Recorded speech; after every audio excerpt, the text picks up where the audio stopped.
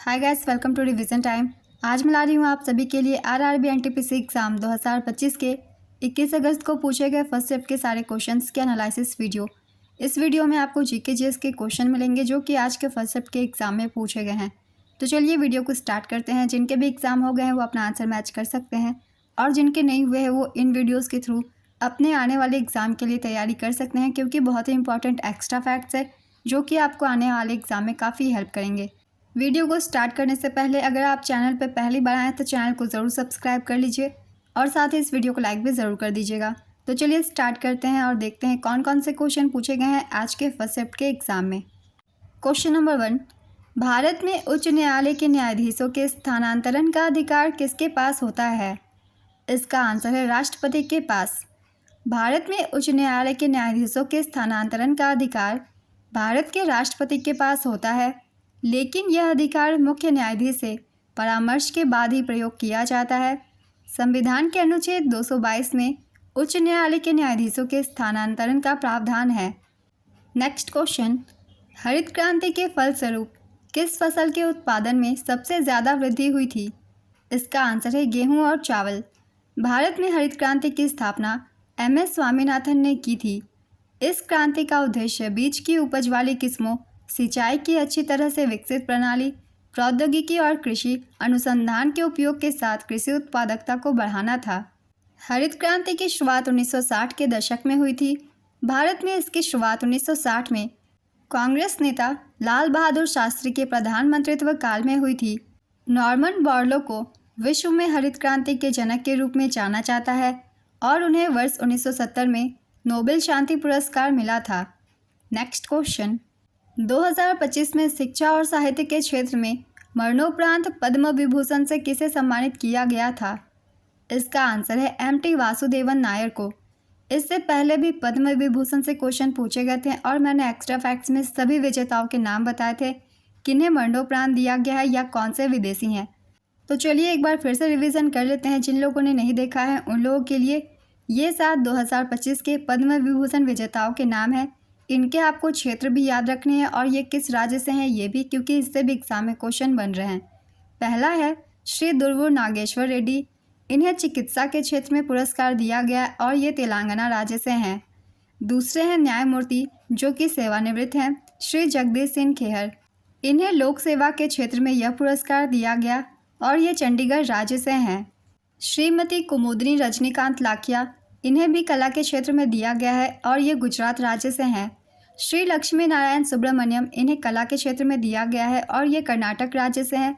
लक्ष्मी नारायण सुब्रमण्यम से पहले भी एग्जाम में क्वेश्चन पूछे गए हैं तो इन्हें भी याद रखिएगा। श्री MT वासुदेवन नायर, इन्हें मरणोपरांत यह पुरस्कार दिया गया है साहित्य के क्षेत्र में और ये केरल राज्य से हैं और इनसे ही क्वेश्चन पूछे गए हैं तो इन्हें भी याद रखिएगा। श्री ओसामू सुजुकी, इन्हें मरणोपरांत यह पुरस्कार दिया गया है। व्यापार और उद्योग के क्षेत्र में उन्हें यह पुरस्कार दिया गया और ये जापान देश से हैं। श्रीमती शारदा सिन्हा, इन्हें भी यह पुरस्कार मरणोपरांत प्राप्त हुआ कला के क्षेत्र में और ये बिहार राज्य से हैं। तो इन सातों की के नाम आप याद रखिएगा और इन्हें किस क्षेत्र में यह पुरस्कार दिए गए हैं ये भी। अगला क्वेश्चन है, यक्षगान लोक नृत्य का संबंध किस राज्य से है? इसका आंसर है कर्नाटक से। भारत के 52वें मुख्य न्यायाधीश कौन बने? इसका आंसर है न्यायमूर्ति भूषण राम कृष्ण गवई। 2025 के राइटर्स एसोसिएशन मेंस फुटबॉलर पुरस्कार से किसे सम्मानित किया गया है? इसका आंसर है मोहम्मद सलाह को। उग्रवादी नेताओं की तीकरी किस नाम से प्रचलित है? इसका आंसर है लाल बाल और पाल।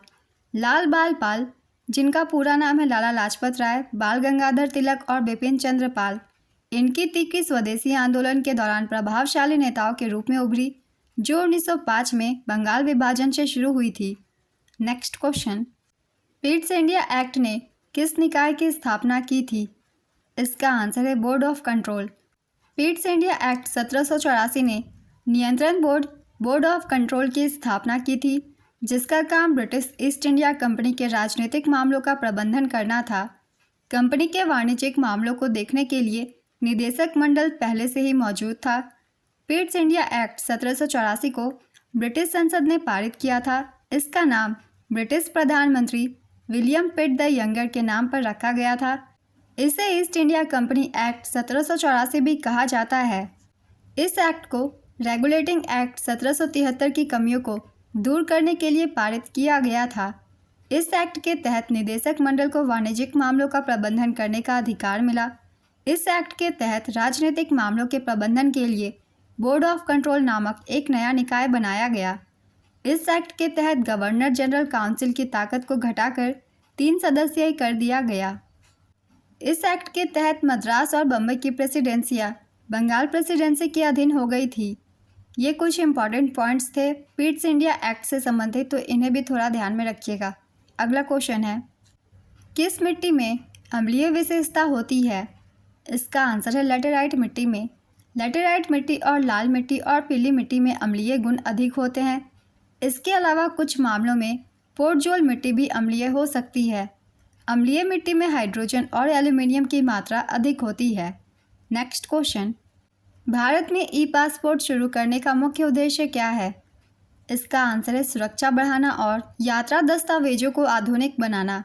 नेक्स्ट क्वेश्चन, असम पुलिस पर लगे 171 कथित फर्जी एनकाउंटर के मामलों के निष्पक्ष और गहन जांच के आदेश किसे दिया गया है?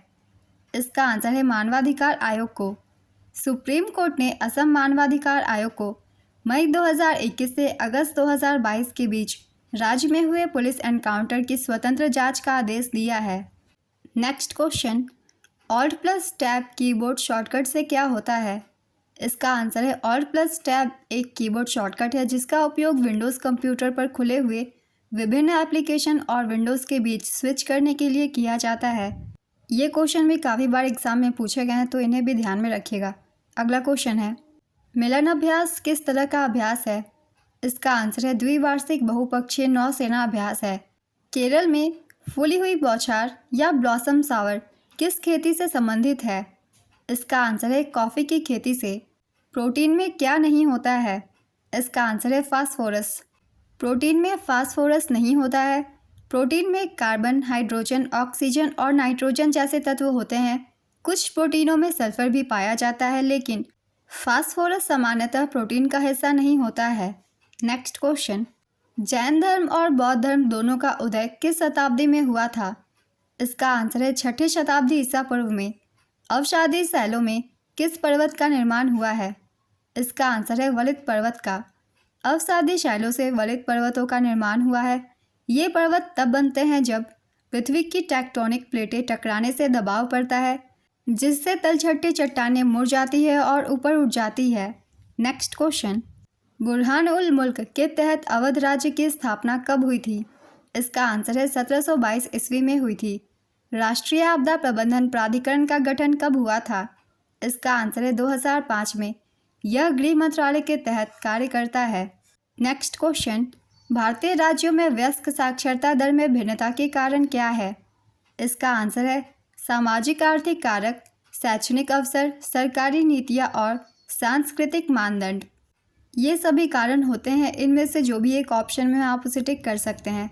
नेक्स्ट क्वेश्चन, महादेव गोविंद रानाडे मुख्य रूप से किससे जुड़े थे? इसका आंसर है प्रार्थना समाज से। अगर आप मेरी प्रैक्टिस सेट से प्रैक्टिस करते होंगे तो आपको इस क्वेश्चन का आंसर पता होगा। काफ़ी बार मैंने सभी सामाजिक संगठनों से बताए हुए हैं क्वेश्चन, किस सामाजिक संगठनों की स्थापना किनके द्वारा की गई है? प्रार्थना समाज की स्थापना महादेव गोविंद रानाडे ने की थी। अगला क्वेश्चन है, सूचना का अधिकार किस पर लागू होता है? इसका आंसर है भारत के सभी सार्वजनिक प्राधिकरणों पर ये लागू होता है। और सूचना के अधिकार से पहले भी इस एग्जाम में क्वेश्चन पूछे गए हैं, तो इनके बारे में भी पढ़ लीजिएगा। सूचना का अधिकार अधिनियम 2005 भारत के सभी सार्वजनिक प्राधिकरणों पर लागू होता है। इसमें वे सभी सरकारी निकाय शामिल हैं जो संविधान, संसद या राज्य विधानमंडल द्वारा बनाए गए हैं या केंद्र या राज्य सरकार द्वारा स्थापित हैं। तो ये पैराग्राफ आप सब अच्छे से पढ़ लीजिएगा, क्योंकि 2 से 3 क्वेश्चन इस पैराग्राफ से भी बन जाते हैं और पहले भी बने हुए हैं। तो आज की ये वीडियो कंप्लीट होती है। फर्स्ट शिफ्ट के सारे क्वेश्चंस थे, 21 अगस्त को पूछे गए।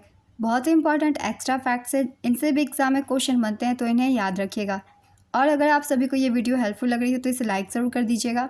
साथ ही चैनल भी सब्सक्राइब कर लीजिए। इस तरीके की एनालिसिस वीडियो वो भी बहुत कम समय की आपको आने वाले एग्जाम्स के लिए भी मिलते रहेंगे। और नोटिफिकेशन के लिए बेल आइकन भी प्रेस कर लीजिएगा ताकि हर वीडियो की नोटिफिकेशन भी आप सभी को मिलती रहे।